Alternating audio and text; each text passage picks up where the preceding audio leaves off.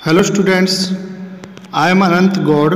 Today we will discuss the chapter number 7 in 8th class of civics. The chapter name is Understanding Marginalization. इसको हिंदी में हास्यकरण की समझ कहा जाता है। तो इस लेसन में हम सबसे पहले सोशली मार्जिनलाइज्ड के बारे में पढ़ेंगे। तो सोशली मार्जिनलाइज्ड क्या होता है? जब हम समाज में किसी व्यक्ति या व्यक्ति के समुदाय को अलग कर देते हैं या जिसको हम सेंटर में नहीं रखना चाहते हैं तो उसको हम मार्जिनलाइज्ड कहते हैं। तो जैसे कोई भी चीज़ सेंटर में हो गई है, किसी को तो हमने बिल्कुल सेंटर में रख लिया है और किसी चीज़ को हमने अलग थलग कर दिया है समाज से, तो उनको क्या कहेंगे? उनको मार्जिनलाइज्ड कहेंगे। अब जो मार्जिनलाइज्ड की जो भावना है वो हमने अपने क्लासरूम में भी कभी हमने महसूस किया होगा या प्लेग्राउंड के अंदर भी हम अक्सर देखते रहते हैं कि आपने भी देखा होगा कि आपकी क्लास में भी कई लोग ऐसे होते हैं जो कि आपकी तरह नहीं होते हैं। उनका जो सोच विचार कुछ अलग तरह का होता है। शायद वे अलग भाषा का यूज करते हों, शायद वे अलग तरह की म्यूजिक सुनना पसंद करते हों, फिल्में देखना पसंद करते हों, या वे अलग तरह से बोलते हों, जो कि और ये भी हो सकता है कि शायद वे अलग तरह का गेम खेलना पसंद करते हों। तो इस स्थिति में हम कई बार उनके साथ में भेदभाव करते हैं और अगर हमारे साथ में भी ऐसा किया जाए तो हमें बुरा महसूस होता है। तो अगर हम हमारे समाज की बात करें या हमारे सोशल एनवायरनमेंट की बात करें तो इसमें भी कुछ ऐसे ग्रुप्स के लोग होते हैं जिनको हमारे समाज में वो अधिकार नहीं दिए जाते जो कि सभी को दिए जाते हैं। क्यों नहीं दिए जाते? उसके पीछे कारण ये हो सकता है कि क्या वे हो सकता है कि अलग तरह की भाषा बोलते हों या उनका कस्टम अलग हो, रीति रिवाज अलग हो, धर्म भी अलग हो, या जो मेजॉरिटी ग्रुप से वे अलग दिखाई देते हों, तो उनके साथ में हम कई बार भेदभाव कर लेते हैं। फिर इसके अंदर यहाँ पर ये भी दे रखा है कि कई बार जो हमारे समाज में पुअर जो लोग होते हैं, गरीब लोग होते हैं, या जो जिनका समाज में जो निम्न स्टेटस माना जाता है, तो उनके साथ में भी हम उनको वे अधिकार नहीं देते हैं जो कि सभी को मिलते हैं। और वे कई बार जो मार्जिनलाइज्ड ग्रुप होता है, जिसको हाशिए पर धकेल दिया गया ग्रुप है, वो अपने अंदर हीन भावनाएं रखता है या वो दुश्मनी की भावना या उनको अंदर डर बना रहता है। तो इस तरह से हमारे समाज में कई बार देखने को मिलता है। और कोई भी पॉलिटिकल लीडर आ जाता है तो हम उसका सम्मान करते हैं, साधारण लोगों का इतना रिस्पेक्ट नहीं करते हैं। तो ये भी हमारे हास्यकरण का या मार्जिनलाइज्ड का एक हिस्सा है। और मार्जिनलाइज्ड जो है इकोनॉमिक वे से या सोशल कल्चरल पॉलिटिकल वे से देखने को मिलता है। फिर हम आगे देखते हैं, चैप्टर में दो तरह की कम्युनिटीज़ के बारे में बात की जाएगी।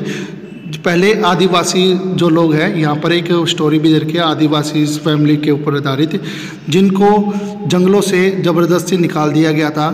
और जब उनके जो ग्रैंड सन और ग्रैंड डॉटर पूछते हैं, बात करते हैं कि दादाजी जो टीवी में जैसे दिखाया जाता है क्या आदिवासी वैसे होते हैं, तो उनके जो दादाजी उसको एक्सप्लेन करते हैं, भाई ऐसा बिल्कुल नहीं होता था प्राचीन समय में। फिर वो बताते हैं कि भी उनको भी ज़बरदस्ती निकाल दिया गया था और उनके जंगलों से जहाँ पर वे रहते थे, और उनको मजबूरन जो है शहर में आना पड़ा था और धीरे धीरे उन्होंने सरवाइव किया था, यहाँ पर रहना शुरू किया था। और इस तरह से कई ऐसे समुदाय हैं हमारे देश में। ये जो कहानी जो दे रखी है ये हमारे कई लाखों आदिवासियों की ऐसी ही कहानी मानी जाती है। अब बात करें हम हु आर आदिवासी। आदिवासी कौन होते हैं? आदिवासियों जिसको कई बार ट्राइबल्स कहा जाता है, और ट्राइबल्स का भी संबंध है आदिवासियों से संबंधित माना जाता है। अब कई बार हम देखते हैं कि एससी और एसटी और एससी क्या होते हैं, ठीक है। जो एससी होते हैं, पहले हम ये देख लेते हैं कि एसटी जिसको शेड्यूल्ड ट्राइब्स के नाम से जाना जाता है, जिनका संबंध हमारे ट्राइबल्स ग्रुप से माना जाता है, जो आदिवासी समुदाय है उनसे, और ये गवर्नमेंट के द्वारा दिया गया शब्द है। इसी तरह से अगर हम देखें एससी शेड्यूल कास्ट, जो निम्न जाति की कास्ट है, उनसे संबंध माना जाता है। अब आदिवासी का अगर हम लिटरली मीन देखें तो उसको ओरिजिनल हैबिटेंट के नाम से जाना जाता है। ओरिजिनल हैबिटेंट का मतलब क्या होता है कि मूल निवासी के नाम से, जो कि जंगल में रहने वाले मूल निवासियों को ओरिजिनल हैबिटेंट कहा जाता है। अब हमारे देश की जो 8% से भी ज़्यादा जनसंख्या है वो आदिवासियों से संबंधित मानी जाती है। आज भी हमारे देश के अलग अलग हिस्सों में आदिवासी समुदाय को देखने को मिलते हैं।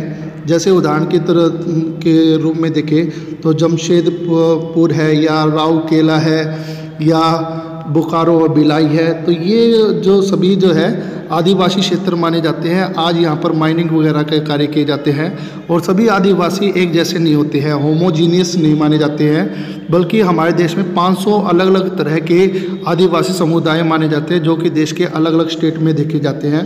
ये स्टेट के नाम भी देखे, जैसे छत्तीसगढ़, झारखंड, मध्य प्रदेश, उड़ीसा, गुजरात, महाराष्ट्र, राजस्थान, आंध्र प्रदेश, वेस्ट बंगाल और नॉर्थ ईस्ट अरुणाचल प्रदेश की बात करें, या असम की बात करें, मणिपुर, मेघालय, या जो नागालैंड, ठीक है, त्रिपुरा, इनमें सभी में आदिवासियों की संख्या मानी जाती है। फिर ये बात बता रखी है कि जो उड़ीसा एक ऐसा स्टेट है जहाँ पर 60 अलग अलग तरह के आदिवासी समुदाय माने जाते हैं। इनके समाज में, जैसे हमारे समाज में जाति आधारित समाज में जो भेदभाव देखने को मिलता है, इनके समाज में कम देखने को मिलता है। और इनके अंदर भी काफ़ी धर्म माने जाते हैं, जो कि हमारे जो हिंदुइज़्म या जो इस्लाम है या क्रिश्चियनिटी है, उनसे काफ़ी अलग माने जाते हैं। और ये भी बता रखा है कि ये जो है पूजा करते हैं या वर्शिप करते हैं, जैसे कि एंकेस्ट हो गया, विलेज की हो गया, नेचर, ठीक है, जो नेचर के अंदर भी आत्माओं को देखते हैं। जैसे कि जो ये अगर हम नेचुरल वे से देखें तो ये माउंटेन के अंदर, रिवर के अंदर और एनिमल्स के अंदर आत्माओं को देखते हैं। विलेज सेपरेट की बात करें तो जो विलेज की बाउंड्री है उसके अंदर ही जितने भी पेड़ पौधे हैं उनकी पूजा करते हैं। और अगर ये एनकेस्टर के रूप में देखें तो अपने पूर्वजों को घर पर ही, वहाँ पर ही पूजा करते हैं। फिर ये जो आदिवासी समुदाय हैं ये कई जो है धर्म से भी प्रभावित है, जैसे कि बौद्धिस्ट हो गया, वैष्णव हो गया, भक्ति हो गया, या क्रिश्चियनिटी हो गया, इनका भी इनके ऊपर काफ़ी प्रभाव पड़ा है। और इन सभ्यता का भी, आदिवासी समुदाय का भी जो कई संस्थाओं पर प्रभाव पड़ा है, जैसे जगन्नाथ पंथ हो गया, वहाँ पर भी इसका प्रभाव देखा जाता है। या बंगाल, असम में जो शक्ति होगी या तांत्रिक विद्या वगैरह होगी, उनके ऊपर भी इनका प्रभाव ज़्यादा देखने को मिलता है। और कई जो आदिवासी हैं उन्होंने भी अपना धर्म चेंज करके क्रिश्चियनिटी को भी अपना लिया है। फिर ये बताया जा रहा है कि जो आदिवासी हैं उनकी खुद की लैंग्वेज होती है, अलग अलग तरह की लैंग्वेज मानी जाती है। और ये भी माना जाता है कि जो ये संस्कृत से काफ़ी भिन्न है। और आजकल तो इतने ये मॉडर्नाइज हो गया, ये अपनी अपनी मैगजीन भी अलग भाषा में निकालते हैं, और इंटरनेट पे भी अपनी जो पत्रिकाओं को लॉन्च करते हैं।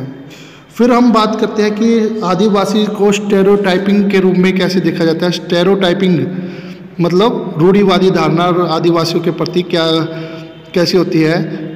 आदिवासियों को हम जो है एक विशेष रूप से देखना पसंद करते हैं, जैसे कि हम जो स्कूल का कोई फंक्शन हो गया या कोई ऑफिशियल इवेंट्स हो गया या बुक्स मूवीज़ के अंदर ही हम आदिवासी को देखते हैं। और वहाँ पर सारी सच्चाई को नहीं बताया जाता, उनको कलरफुल कपड़ों में दिखाया जाता है, सिर पर मुकुट पहने दिखाई देता है, उनको नाचते हुए दिखाई देते हैं। और ये जो है आदिवासियों की रियलिटी को नहीं शो आउट करता है।